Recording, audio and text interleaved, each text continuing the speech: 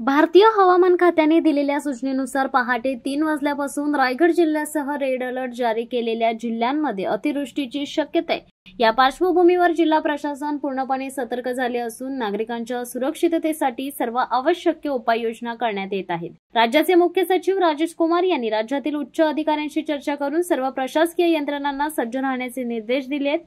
यात सर्व महानगरपालिका, जिल्हा परिषद, नगरपंचायत, उपविभागीय अधिकारी, तहसीलदार, तलाठी, ग्रामसेवक आणि पोलीस पाटील यांच्या मार्फत सर्व अधिकारी कर्मचाऱ्यांनी सतर्क राहावे असे सांगण्यात आले आहे। जिल्हाधिकारी आणि जिल्हा आपत्ती व्यवस्थापन प्राधिकरण यांनी लष्कर, राष्ट्रीय आपत्ती प्रतिसाद दल आणि राज्य आपत्ती प्रतिसाद दल यांच्याशी समन्वय साधून बचाव कार्यासाठी तयारी केली आहे।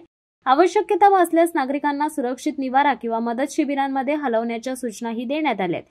विशेषतः समुद्र किनाऱ्याजवळील गावांवर लक्ष ठेवण्यास सांगितले आणि भरती ओहोटीच्या वेळा तपासून मच्छीमारांनाही सतर्कतेचा इशारा देण्यात आलाय। जिल्हाधिकारी तथा जिल्हा आपत्ती व्यवस्थापन प्राधिकरणाचे अध्यक्ष किशन जावडे आणि निवासी उपजिल्हाधिकारी तथा जिल्हा आपत्ती व्यवस्थापन प्राधिकरणाचे मुख्य कार्यकारी अधिकारी संदेश शिर्के यांनी नागरिकांना काळजी न करण्याचे आवाहन केले।